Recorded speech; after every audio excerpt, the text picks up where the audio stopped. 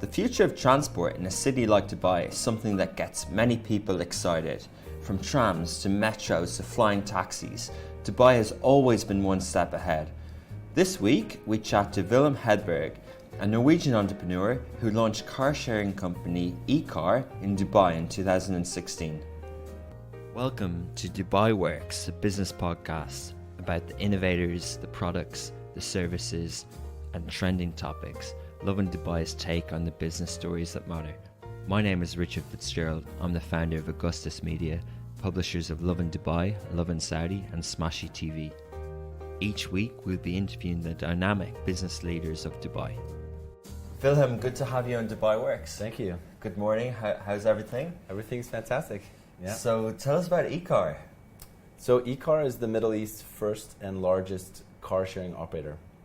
What that means effectively is that we have a plethora of vehicles that you can book and unlock via our mobile app, and you pay per minute. Pick up the car anywhere, drop it off wherever you want in the city. So car sharing, as opposed to you drive the car, unlike Uber or Kareem, you drive the car, and secondly, car sharing, you're not actually in a car with other people, but you don't own the car. Right. So it's kind of like a rental version of what? We call it self-drive. Self-drive. Right. So it's micro car rental. Yeah. We're taking the existing car rental model, which we consider to be a bit of a dinosaur at this point in time. Conceptually, having to wait in line to then scan your passport to talk to a person at a kiosk who has to then go find a car for you, and 30 minutes later you're cranking on the engine. With us, it's a simple click, book, go. So when people say that Uber and the Airbnb, this is more like on-demand cars, like the Netflix of cars. Yeah, you can look at it like that. Thank you.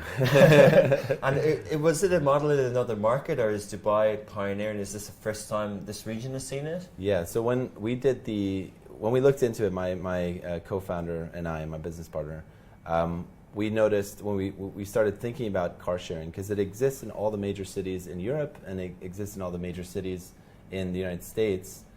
It didn't exist anywhere in MENA. So we thought, there is no better city in the region to launch this idea than Dubai. And when did you set it up? So we set it up in 2016. We actually started with the launching of our service in Abu Dhabi with Etihad Airways. It's still very new. It's only a few years old. Yeah, it's very new. We actually named the company Ekar with a K because EK is the call sign for Emirates Airlines flights. Oh, wow. Yeah. So we recognized the fact that the low-hanging fruit was the 17,000 cabin crew. And one of many consistencies that they have, but in their towers where they live, is that the parking lots there are completely empty. Really? So they don't own cars, yet they need them on demand when they're in the city. Yeah, so they can rent cars. That was kind of always the former solution. But the idea of having cars parked in the basements that they can just unlock and use whenever they want, pay per minute, makes a lot more financial sense than it would be to, for example, lease a car for a month, which was not cost effective for a cabin crew who's only in town 10 days of the month. Or spending all the time to rent a car by the day, and it's kind of a hassle. So this was sort of a perfect solution for them. What we didn't realize was that once we had launched those services, that the scope of our idea could actually be widened out to the city. And then we launched Dubai in January 2017. And then Abu Dhabi we launched in 2018 in the citywide. And at this point in time, we have somewhere in the neighborhood around 75,000 members that are using the cars actively. Incredible. Wow, that's fast growth. Yeah, thank you. So Ekar is an app. Do you obviously own the app? Do you own the cars? What else is it? So the app we own, we have an in-house tech team, got fantastic guys run by a very talented app engineer from Canada. So we own that IP. As far as the cars are concerned, we are effectively getting cars for free. And we will then take that and profit share with the dealerships or so on. And on the back of this, we're getting a tremendous amount of support from the manufacturers. A great example would be Mini Cooper. We have a partnership arrangement with them whereby we're getting sort of highly discounted cars to put into our fleet. Teslas, we're the first car sharing operator in the world to have Teslas down in Abu Dhabi. It's in sponsorship with with Mazar City. So people can go on the Ekar app in Abu Dhabi and select a Tesla if it's you available. pay per minute Tesla, Model X and Model S. Yeah. So how did you raise money? Is this a bootstrap company or? Yeah. So we've gone through a few rounds of funding, and we've been quite privileged to have strategic investors on board.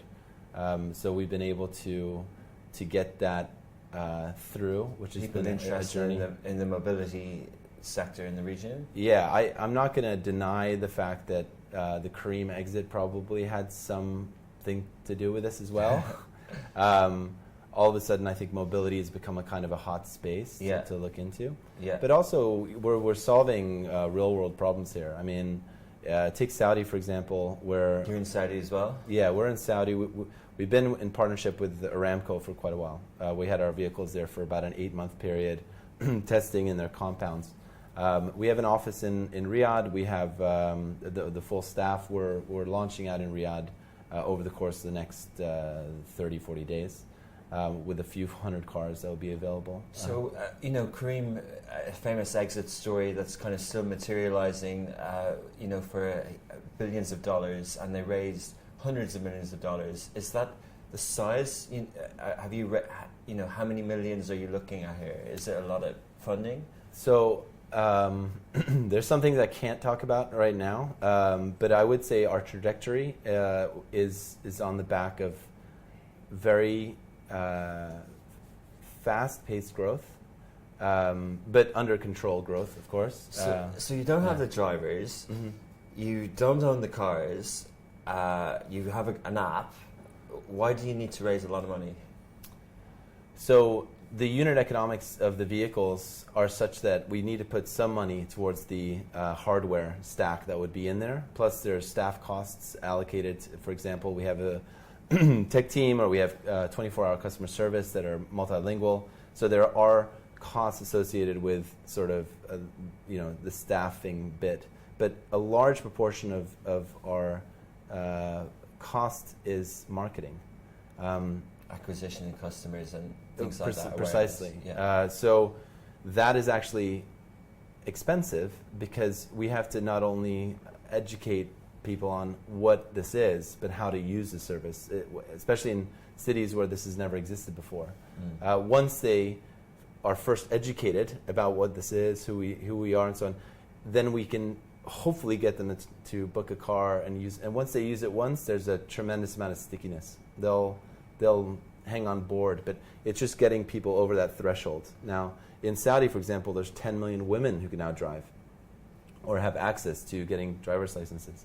So we see ourselves, as being a first car solution for Saudi women, for example. Like that is a position for us that makes a tremendous amount of sense, much like our idea to help cabin crew. But in order to bridge that gap, we have to educate the masses about what this is, and that's expensive. But once as you said, the concept is easy to understand once you know it exists, but right. It hasn't been there before, so that's expensive, and and expanding, and it takes a lot of time, and etc. This seems to be very complex in terms of regulation and system and behavior. How did you end up in this space? Have you always been in the transport industry? Is this something that you understand a lot and you have a lot of experience in? So I'm from Norway, and in Norway we have two options after we graduate from college. We have oil and gas or shipping, more or less. So I got into shipping. That was my career after my MBA.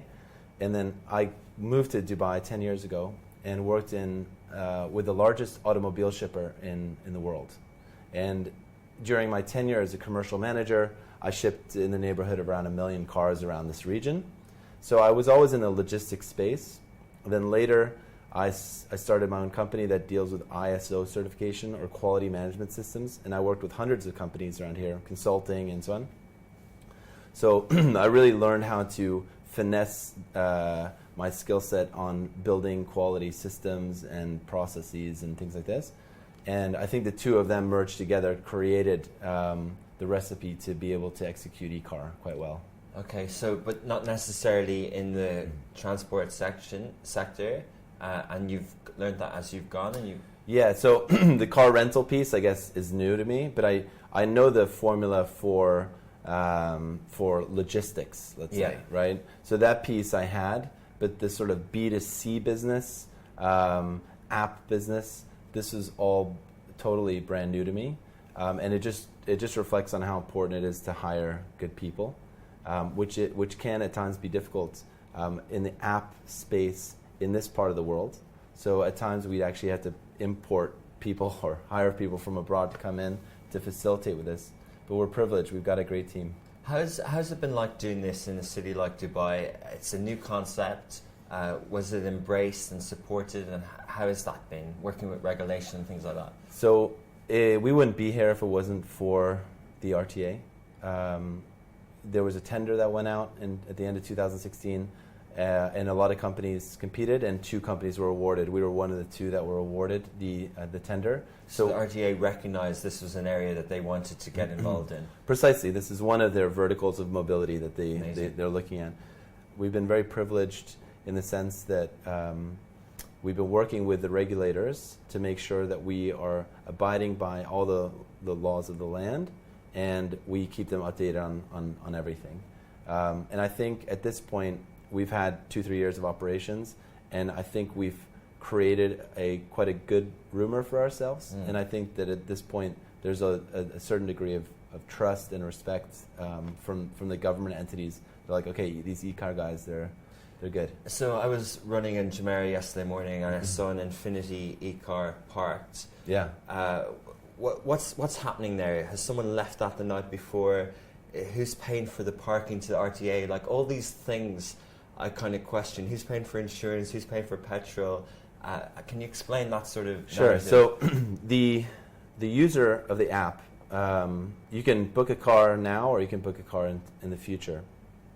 As soon as you unlock the car, you're getting billed by the minute, and typically that cost would be somewhere in the neighborhood of calculating out to be about 30 to maybe 55 dirham per hour, give or take.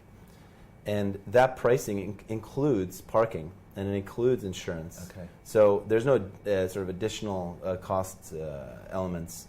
There is an optionality to add on more protection on the insurance. So there's 0 deductible. That's like an additional option that we have now. But otherwise, it's a very clean and well set up system. Also, fuel is also included in that piece. All the cars have VIP fuel tags. You simply just drive up to any EPCO or Enox station, and they'll fuel for you, and then you're on your way. There's no transactional handing over of credit cards or anything, and then your membership gets credited 15 minutes of drive time. So it's a very seamless sort of experience. Because you took the task to fill it up, you get an extra 15 minutes. Yeah, we give you a bonus.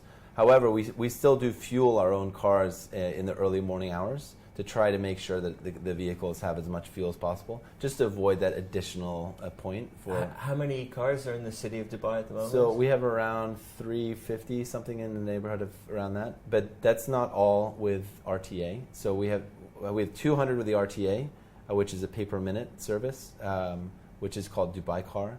And then we have an additional amount of fleet that are under a program we call Ekar X, which is a daily rental. So there you're not doing per minute.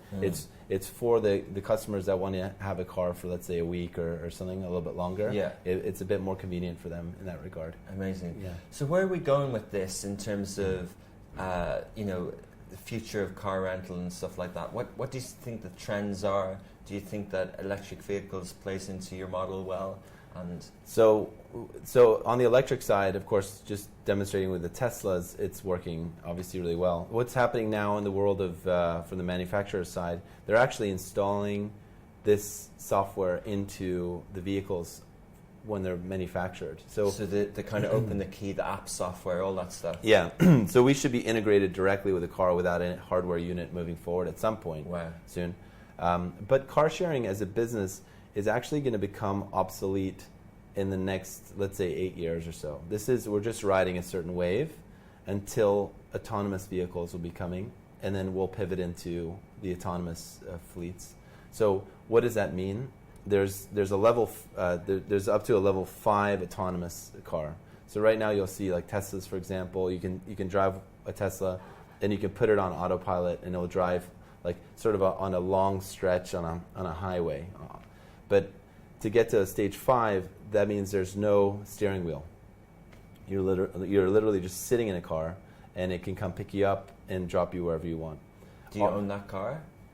So the point is here that it wouldn't necessarily make sense for people to own any cars anymore. So over the next 10 years, what will happen is that autonomous car sharing will come to exist. Our children's generation are not going to own their own cars. Or some might. It will be like a hobby nearly to own a car. But effectively, mobility, it's going to be changing drastically. Wow. So, for example, after this interview, I would simply book a autonomous car, will come pick me up. It'll leave and depart at the closest charge station where it's at, pick me up, drop me wherever I want, and then drive itself to the next charge station. So on the fleet side, as a fleet manager of a car-sharing company, we are perfectly positioned to take on board autonomous vehicles when they come. And in Dubai as well, you're perfectly positioned with the innovations that's happening in this city. Yeah, exactly. So we want to be ahead of it. We've been contacted by massive companies to have these discussions already. We have about something like a terabyte of data of just information on how cars move in the city. Wow. We can sort of tell how traffic flows and things of this nature, and that's all very helpful for city planning and for looking at autonomous vehicles and what time of day they would be relevant and so on. So there's a lot of exciting stuff that will be happening in the future. Amazing. Yeah. That's a good note to end on. Thanks very much, Vilhelm, for coming in. Yeah. And we'll keep in touch with the progress of Ekar in the future. Sounds good. Thanks for having me.